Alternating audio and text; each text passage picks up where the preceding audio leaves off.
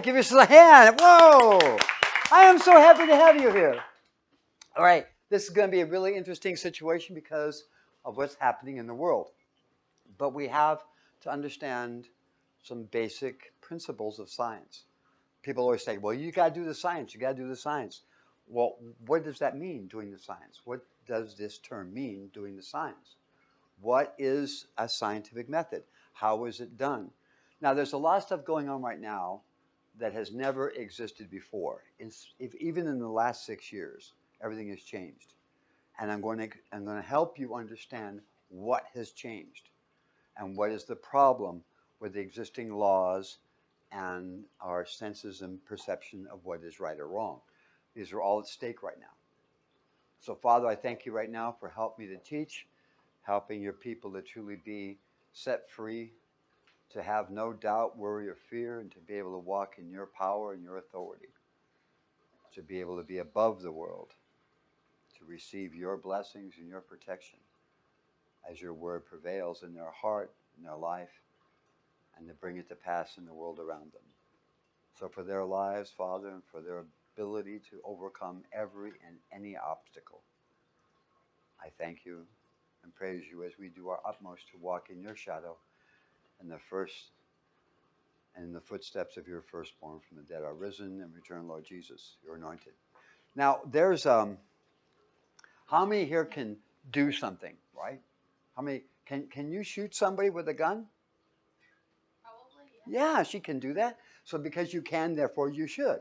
No, it doesn't work like that, right? How many of you have been driving a car and think, well, all I got to do is step on the accelerator and run that person over, right? How many could actually run someone over? You could. How many have run someone over? Not me. I haven't run anybody over.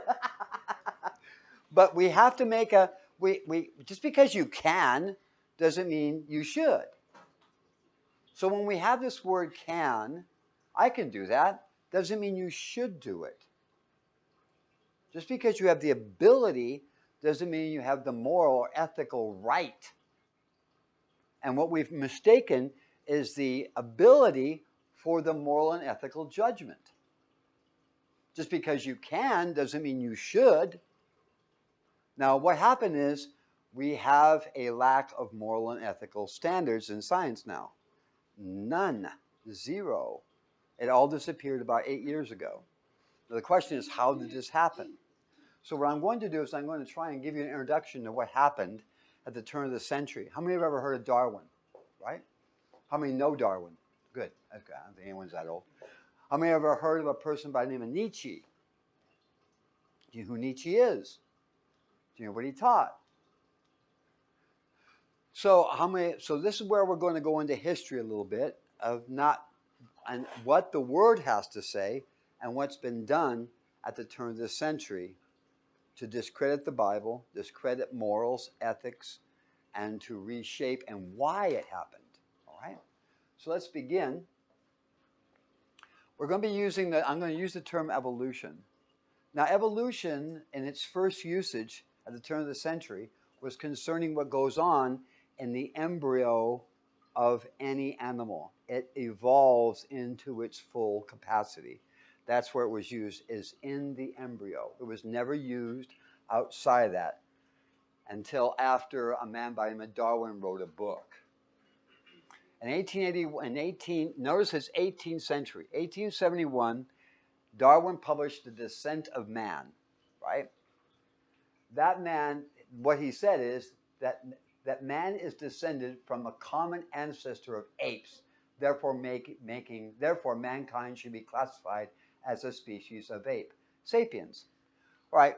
Now, biologically, that's true, but there's some major problems with saying that we are sapiens. Number one, sapiens don't have fat,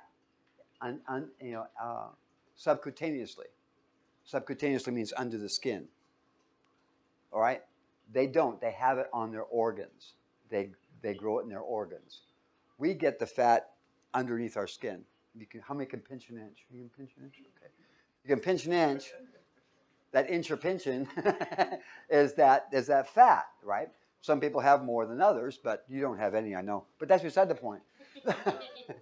So you pinch an inch, that because and that's weird because the only animals that have that, whales have that, they grow fat subcutaneously. Seals do, they grow fat subcutaneously. And almost every aquatic mammal has that, but no land animal has that. So does that mean we're aquatic? There's a lot of weird things that don't make sense that make us not able to say we're guaranteed come from the apes, because it doesn't work like that. Our body's metabolism doesn't fit that way. So we have a real problem when we say, yes, we're really close to the apes. I don't think so. I don't find any female ape attractive. Sorry. So there's a real challenge when you say that we came from a common ancestor. How far back you want to go, maybe, but there's a problem with the concept because he documented evolution in what? Species. At no point in time can you go from, a cat to a dog or a mouse to a horse. There's no link there, right? There's no link. So you can't develop from one species into a new genus. It does not work, right? There's no evidence of that anywhere. But he only observed through working at different species, the evolution of species dependent upon their environment or their existing conditions, where they were at. Then in 1887, a man by the name of Nietzsche, having read this book, he came out with his own philosophy because if I were to really look at this, if you summarize what he said is, it's survival of the fattest. The survival of the fittest, right? Survival, the more badass ass you are, the more you're going to survive. And that's what his premise is. So the more aggressive and more attacking and more dominant you are, the more you're going to succeed. And that will propagate your genetics. Right. How many women are attracted if some badass walks up there and, are you really? So there's a curiosity, but that's what he stated from observation. So he took it and he came out with the fundamental self-betrayal of the human race is to submit its freedom to the fictitious demands of an imaginary God, he says. Afraid to live by the strength of our own wills. Oh boy. We invent religion as a way of generations and then explaining our perpetual sense of being downtrodden and defeated in life. So his concept is that we need to get stronger, more capable, become the dominant in our species. How many have ever seen the movie Lion King? Right? Now if you ask a child, what are those? They'd say they're animals representing people. Every child knows that. No animals talk. They know it's animals representing people. So what do you have? You have the prey and you have the what? The predator. So if you want to know what Nietzsche's all about, watch The Lion King. The dominant prey, and then everyone else is the dominant predator and that which is the prey.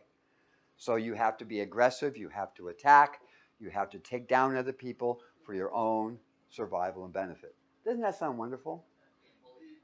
So Nietzsche's teachings are Disney's main focus, and all the children are learning that subconsciously.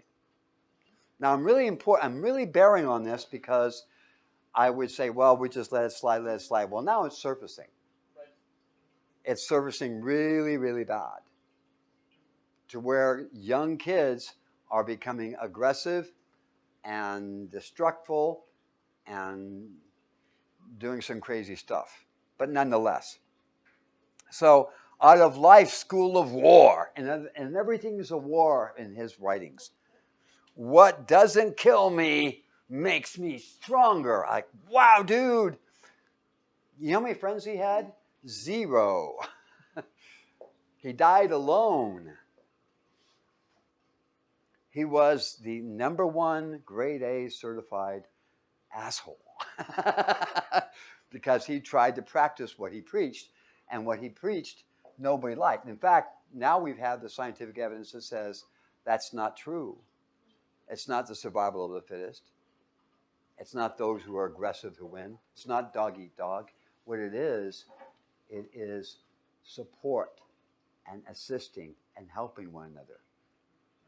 Because if we don't, then we destroy ourselves, which he did quite well. So from here, we have the published Descent of Man in 1871, stating that survival of the fittest and the more aggressives win. And then Nietzsche came out there and proposed a philosophy surrounding this to take the place of the Bible, moral, and ethics. And by the time the 1920s rolls around, we were doing pretty good. But preceded that was World War what? Where we never had. Now, understand, he says that we're no different than an animal, and animals are also the same.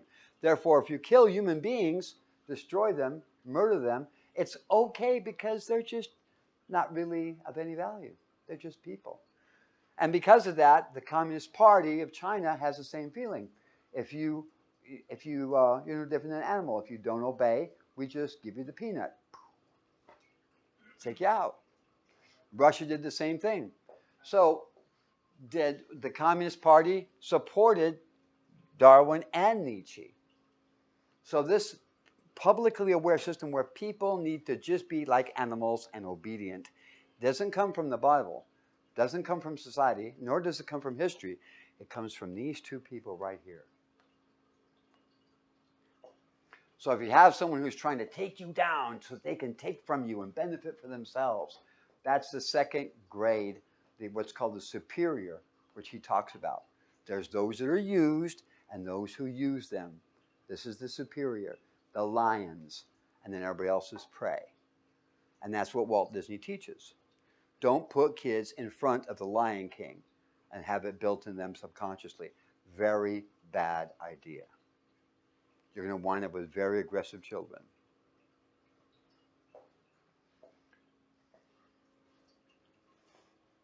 Now, in 1912, because of everybody saying, now this is a real battle back here, all right? When this happened, oh shoot, let me take it back a little bit here. When this came out, it was like war, because the scientists were saying, no, you're full of shit. I mean, you're full of malarkey. The other philosophers from Kant, those who supported Kant, they were like, no, you're wrong, you're evil, you're not, you're a very evil man. And the battle went on for a long time until 1912. What happened in 1912? Charles Dawson claimed that he had discovered the missing link to prove Darwin's theory that man came from animal history as a monkey and that we are truly monkeys. And he did this. Now, I'm not saying that there isn't some species that we may have had, and we've gone separate ways, just like the horse and the donkey, but because the genetics are similar, but they're not the same. You understand what I'm saying? You can't, it's a nice hypothesis, and it may fit as a model, but it's not a theory. I'm going to teach you what a theory is. I'm going to teach you what a hypothesis is. I'm going to teach you what a model is. You've got to know these things, okay? So in 1912, Charles Dawson claimed that he had discovered the missing link between ape and man. And over 500 scientific essays were written. Books were written about this. I even went to school and had books that proved that man came from a common ancestor of all animals, which I'm not denying that, but there's a problem because it doesn't work biologically, it doesn't work genetically, but nonetheless, so for over 500 scientific, not to mention books and references on the Piltdown man. Remember that, Piltdown man. In a 40-year period. So from 1912 all the way to 1953, everybody said, see, Darwin is correct. Nietzsche is correct. And that's how we have to be, because that's the essence of life, the quintessence of being survival and dominating others. Well, in 1953, they found out that it was a lie, that the whole thing was a hoax. Piltdown man consisted of 2 human skulls that were put together, an orangutan jaw, an elephant molar, hippopotamus tooth, and a canine tooth from a chimpanzee. The portion of the orangutan jaw that connected to the jaw to its skull was carefully broken so as not to show evidence that the jaw did not belong to a human skull. Now, did that change anything? No, because for the 40 years, they said we had proof. It's no longer a hypothesis or a model. It's fact. Then all of a sudden, 53 comes around like, oops, but all the books for all the schools, all the universities have already been what? Written. And people are going through the same course, and all the people right now, the head of the scientific community, are based on that literature. Am I saying it's wrong? No. Am I saying it's right? No. Am I saying it's scientifically accurate? No. It's not. Is there evolution? Yes, there's evolution in species. How many have ever seen a Chihuahua? How many have ever seen a Great Dane? What is that? Well, if they continue, eventually they'll produce a subspecies of the Lupus domesticus, the common domesticated dog. So if you get that Lupus domesticus and you keep breeding them separately and you keep that breed going, then you're going to wind up with species, eventually developing a species. You have 2 subspecies, which is obvious because that's what happened on the islands that Darwin examined, that over time you will produce a different species. Am I saying that all life? No, that's not possible. The genetics don't support it. Since 1887, evolution has failed to be proven. So understand, if you're going to say something is true, then you need to have what? Now, what would be, logically, the proof that evolution works? We started it in 1887. Of course, they started it with corn, and then every generation is new every year. But we needed to go a lot faster than that. By the way, nothing has happened with that corn, even though we've been doing it since 1987. So someone says, corn's too slow. We're never going to see the evolutionary jump to the next genus. So they decide, you know what? Let's try the fruit fly. So they did the fruit fly. Why the fruit fly? Because instead of waiting a whole year for a generation, it takes only 50 days. Now you can get some real humdinger. You can eventually develop it into the next genus, a new existing life form. No. Drosophila melanogaster is 50 days from egg to death, from egg to adult in 7 days. 1910, they began it. What's today's date? Do you know how many generations that's been? Do you have any idea how many generations that's been? Now, for us, it's 7 years for a generation. Yes or no? Frank, you look like you're a generation. That's beside the point. Anyway, but in 1910, this is when they began this. So obviously we must have some new genuses. Yes? I mean, if evolution is correct, we should have, every 50 days since 1910, a new genus pops up. Boing, boing, boing, boing. And so we should have a new genus now, right? Evolution? No, only species. These are all different variations, different colors, eyes, different shapes of the wings, little stubbies here, eyes. We had a couple, they even shot them with x-rays and everything. And some of them, they tried to mess with their genes. Some wound up with a leg on their head. Others with a leg on their back. But mess with the genes, you're going to get some weird stuff. But I'm sorry, it's still a what? Still a fly. So there's this problem about saying that evolution works, because I have no problem accepting it. Just give me some what? Evidence. Because right now there is no way to make that jump into a new genus. Do you understand what a genus is? It's a genius. No, I mean genus of animal, right? Like you have a canine, right? And you have a feline. Those are 2 different what? Genuses. Now, a feline can be your little house cat, could be the wildcat like we have around here, or it could be like the puma that comes by and harasses everybody, right? That's a big pussy cat, right? Or you can have a wolf, right? You can have a Great Dane. You could have a coyote, those are all of that genus, which is canine. But you can't breed these to come up with a new genus. Nor can you cross a cat and a dog and come up with a catty dog. You can cross two kitty cats or two pussy cats. You can cross a lion and a tiger and get a liger. Well, I don't know why you do that, but they do it. You can cross a horse and a donkey and get a mule, right? You wind up with this weird animal, right? But you can't cross an elephant with a freaking lion. That ain't going to work, right? Or a giraffe and a lion. You know, can imagine a lion, giraffe, you know. That looks stupid. Or a kangaroo and a lion, big fuzzy and hopping around. That'd be stupid. We're not going to be able to do that. Show me the science. I am. So, guess what? No evidence. But did they give up? No, because that takes what? Every 50 days. What about something that's faster? That we can prove it. And they did. Dun, da, da, da. E. coli. Bacteria reproduces every 20 minutes. Every 20 minutes. It doubles. Man, that's like got those creationists, man. Got those Christians, got those moral people. We're going to prove that it's real. Well, they started it in 1989. What's the date today? And guess what we got? Same thing. Still bacteria. We can't get it to become a multicellular organism. We can't get it to do anything else but be a bacteria.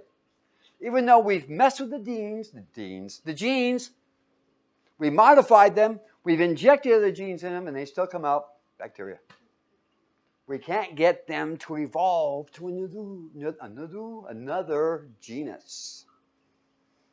Anything. Nothing. Nothing since 1989. How many years is that? Well, I'll just say 90, right? See how it doesn't work, does it? How many generations for every 20 minutes have come to pass? And still what? Nada. So there is no evidence. So what do you do? Well, that's the problem. There is evolution, but only in what? And you can see it. You can actually look at the bacteria and see that there's evolution in it, but it stays within the same what? You ever look at a dog? Look at that cute little walking mop. What is that? It's a dog. Oh, okay. What's that? It's a Chihuahua. What's that? It's a Great Dane. What's that? Freaking, what do you call those big, huge dogs? Rottweiler, you know. Looks at his head's this big and says, I'm going to eat you. You know, that kind of guy. There's evolution in a species, but not in what? Genus. There is no evidence to support evolution in genus. I'm sorry. I mean, if there's evidence, I accept it. But if there's no evidence, I'm sorry. I'm not a Darwinian, nor am I a Nietzschean. I didn't sneeze. That's his name. Right?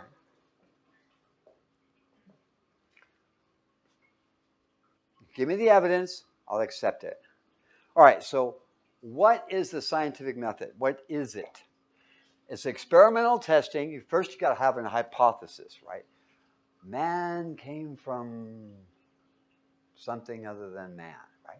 He came from something else.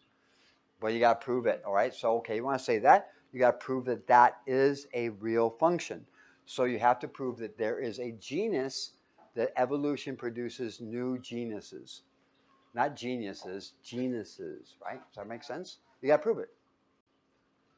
So you start off with a hypothesis that given enough time and the proper environment and the proper stimulus, the result would be a new genus, right? Good idea. So we need to produce a subject. So they did. They tried corn, didn't work. They tried, and it's still working, they're still using it. They tried fruit flies, and it's still ongoing. Every 50 days, new generation. And they've tried bacteria, and you still got bacteria. So there's something wrong with the hypothesis. So does it work within species? Yes. So what happens if the Can you say it's a theory of evolution? No, you can't, because there's no evidence. So what do you do now? I want you to put on your cap like a scientist. There's no evidence for something. Is it true? No. Right. But is the principle correct? Yes, the principle is correct, but in its application, it doesn't work. So the experimental testing may lead either to the confirmation of the hypothesis or to the ruling out of the hypothesis. Wasn't there kind of a middle road somewhere we can go? The scientific method requires that a hypothesis be ruled out or what? Modified. So you can modify it so it fits all the evidence. And the evidence is, yes, there's evolution, but it's in what? Can you say species? Right? How many got a dog? How many were specially bred to be this big?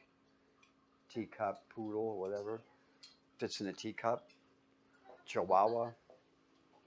You see, you can breed them to where, and you have the right so they become little bitty, stupid, ridiculous, absurd, smashed noses or whatever, doggies, right? And you can make that a kind of like a still species of a dog, but it has no resemblance to a dog whatsoever, but it's still a dog. The genes dictate a dog. So that you can have all kinds of evolution in a species, but it doesn't mean you got it in the genus. There's no way you can breed a donkey, not donkey, you can breed a kangaroo to be a giraffe or, something else. It's just the genetics are pretty locked tight. So scientific method requires that a hypothesis be ruled out or modified. And I don't want to rule it out because there's evidence to it, but it's in one specific area, which is species, because that's what the evidence, all empirical evidence supports it. And all experiments prove it. But not within, no new genuses. If its predictions are clearly and repeatedly incompatible with the experiments. So the scientific method requires that a hypothesis be ruled out or modified if its predictions, what you're going to get. We're going to get a new genus. We're going to get a new genus. Nope, never happened. Are clearly and repeatedly incompatible with the experimental test. Didn't happen. That's the scientific what? Repeat after me. Scientific method. How many have been to college and studied science, right? Okay. So am I telling you the truth or not? Now, understand the reason we've accepted it as proof is because of the Piltdown man, which everybody took as facts, and it wasn't. It was a fraud. Not frog. Fraud. Fraud. No, it wasn't fraud. Further, no matter how elegant a theory, its predictions must agree with experimental results if we are to believe that it is a valid description of nature. By the way, I got this from MIT. It's their standard. All right, so what are the three possibilities you can get from your testing, right? You start off with a what? A hippopotamus. No, it's a hypothesis, right? Right? And it's a thesis over, right? Hypothesis. A limited statement regarding cause and effect in a specific situation. It also refers to our state of knowledge before experimental work has been performed and perhaps even before new phenomena have been predicted. So you're predicting something, and if it happens, like, hey, that check mark that's good. Now we predict something else. Therefore, it supports the concepts of our hypothesis. Does that make sense? Now, what happens if your hypothesis doesn't fly? And no worky. Now what you got to do? Well, you got to adjust your hypothesis to align with the what? The facts. You've got to restate it. You got to modify it to where it fits. Well, but if it is now, then what's called with a model. It fits perfectly, but only in this area, right? When you do that, it's no longer a theory. It's a what?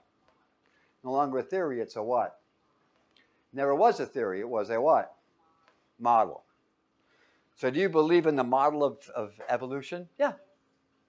Do I believe in the theory of evolution? No. It doesn't work. A model, yes. And I'm scientifically accurate here. Even though the world is accepted because of a stupid occurrence of false facts.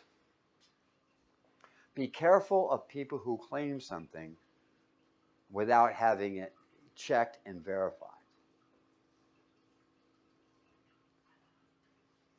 Scientific theory or law represents an hypothesis or a group of related hypotheses which has been confirmed through repeated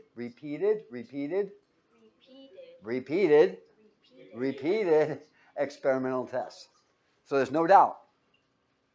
What tests have verified the model of evolution? All of them have proved it doesn't work except in staying within species. So I accept that.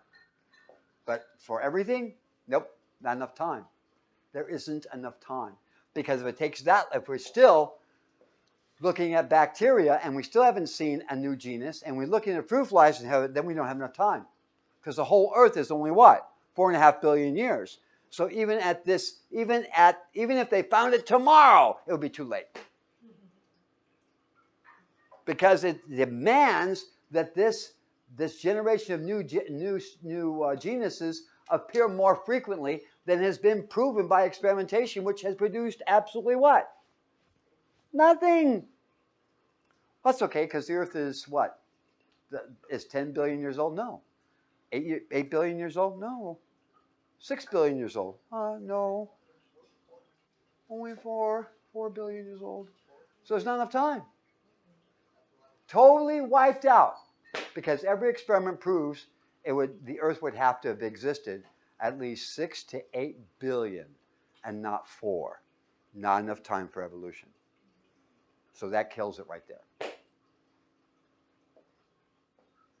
So is there evolution in species? Absolutely. Evolution for genus? No, not enough time. Because it takes so long for one. We still haven't had one do it. We haven't had jump a genus yet. Give us a new genus. I'm trying. I can't do it. Now, I can understand if you say, well, we still got more time. No, you don't. Time's up. At the present rate of development, and you still haven't had one, it's been like 120 million years already. Just in bacteria, that's 120 million years. And still no what? Remember, it's reproducing every what? 20 minutes. There should be a new species about 10 years ago. And we still haven't got a new species. New genus. This making sense? Now, I understand it'd be great if the Earth was 10 billion years old, but it's not. Then we still have time for the experiments, but it's only 4.5 billion. So that's like kills the whole concept of calling it a theory. It's now the what? Model of evolution. Scientific theory or law. It's not it. Presents a hypothesis or a group of related hypotheses which have been confirmed through related experimental tests, and the experimental tests go, nope, and not enough time. This is making sense. So when you're talking about scientific evidence, the question is, how do you arrive at this evidence? How is it being justified? What procedures are being used to prove a concept, hypothesis, what's being done? And if they're not following MIT's standard of what's to be done, then we got problems. Then it's no longer scientific method, it's scientific opinion, which is very unscientific. But you want to give me their opinion? That's okay. I don't agree with it. I like to see the facts. I like to see I'm really into empirical evidence. All right. Now the next question comes up is genetic engineering. Now, this is a humdinger. This didn't exist 10 years ago. We got it now. Yeah, there's a thing that's called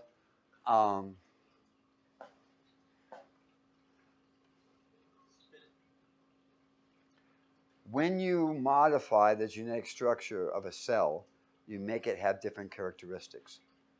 So there is what's called a gene editing method, which is, term the name of it, there is CRISPR, yeah, CRISPR, which those are letters that represent a name that's like this long. Pardon? CRISPR-5, CRISPR, Cas9, Cas7, Cas5, Cas3.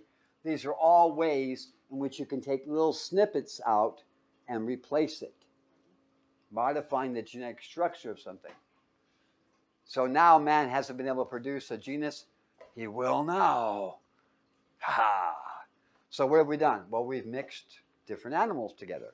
We've mixed the jellyfish with certain fish, producing a glow-in-the-dark fish by adjusting the genetics and created a whole new species. We've added the genes of a spider to a goat, and we've gotten some weird-looking goats. But not. So we're doing what's called, we're bringing new species into existence. Haven't made a new genus yet, but we're pretty darn close to bringing in something that never existed before.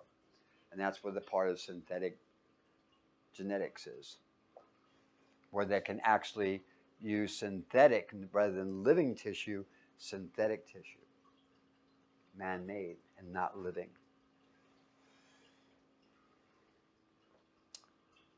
Okay, what is genetic engineering? Genetic engineering is the process of using recombinant DNA. R is there, not DNA, R DNA. R, give me an R. R, right. How you doing, pirates? R, right. rDNA, all right? That also lines up with mRNA, which is messenger RNA. But anyway, using RNA technically to alter the genetic makeup of an organism. Genetic engineering involves the direct manipulation of one or more genes. Most often, a gene from another species is added to an organism's genome to give it a desired phenotype. We're about this close from bringing into existence a new genus. We're going to be breaking the walls down, bringing into existence that which has a genus that has never existed before. So is that moral? So the question is, can man do it? Yes, he can do it. That's not the question. Not whether he can do it, is it morally and ethically correct? Because when you bring in a new creation and you never, how will you know what it's going to do? Now, when you do what's called gain of function in research, you test to verify if you can make a cell do something or a bacteria gain a function it didn't have, which would then basically bring forth a new species. But when you do it to a virus, that's very deadly because you don't know what it'll do.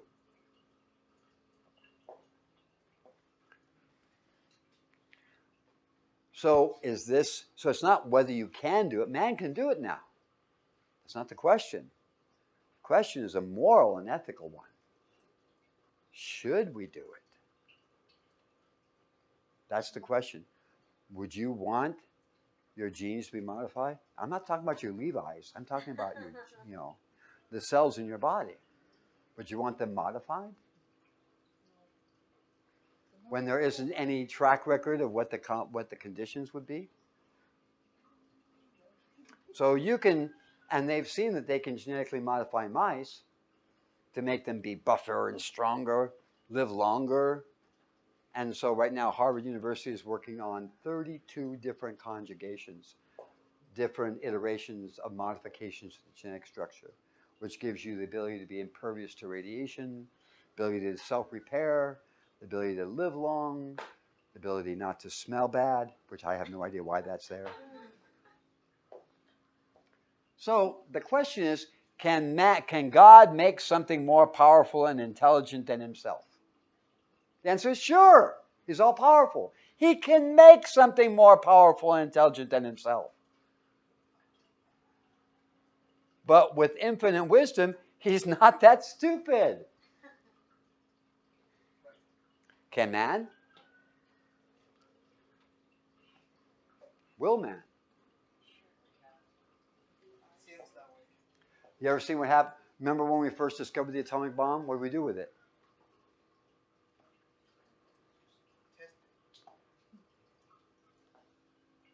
We had to use it first.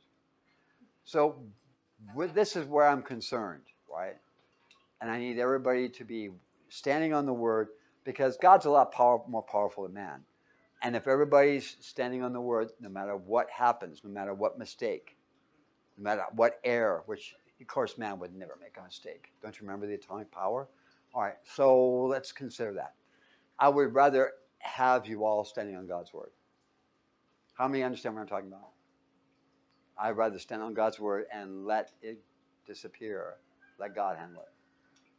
I have no control over what science does, but I have control in my heart, my mind. And I stand on God's word and God handles it. Because it's really nothing I can do. So I don't worry about it. I mean, I'm concerned, but I'm not sweating it. So Proverbs 21:2. Every way of a man is right in his own eyes. That's for sure. But the Lord pondereth the what? And if you are of God, then you're going to be looking at the moral and ethical judgment. Can man bring in a new genus of animal? Can man actually make himself a new genus by modifying his own genes? If someone could be 5 times stronger or have abilities that no other person has, would he want that genetic modification? Why are we having all these X-Men movies and all this stuff? Because it wants people to genetically volunteer to modify themselves. And if you ask anyone who's under 20, yeah, I want superpowers. What are the consequences? What are the consequences? We don't know. Can they impart the genes to give you eyesight that can see 20 miles away accurately? Yep. Can they give you genes that will give you the endurance of a cheetah? Yep. But what are the consequences? We don't know. I'm quite happy with my body was designed by God. I'm quite happy with it. Every way of man is right in his own eyes, but the Lord pondereth the hearts, and that's what we need to keep our hearts on. I'm not going to sweat this stuff. I'm just going to stand for God. I'm aware of it, but I'm not sweating it. Does that make sense? Right. So I don't want my genes modified, my Levi's or my... I don't want my RNA modified. Does it need to be modified? All right. So that's evolution. And quickly we are seeing a new adaptation through gene editing. And I just got a report from 5 different of the most advanced gene editing places. My jaw dropped. Like, no, you're not doing that. And the answer is yes, they are. I suggest if you're going to go research this, that you make sure you're not stressed out, get plenty of rest, and then go and look at it before you get extremely upset and angry. No need to get upset. No need to get angry. Just focus on who? God. Does that make sense? All right. Any questions? Is this all making sense? So everybody understand the scientific method. So that is evolution. It was originally used to describe the embryo in its development to before it's born. Now it tries to describe everything, and it only fits in what? Species. But that may change as man decides that he is wise enough to make the right decision on bringing in existence an animal, a genus that has never existed before.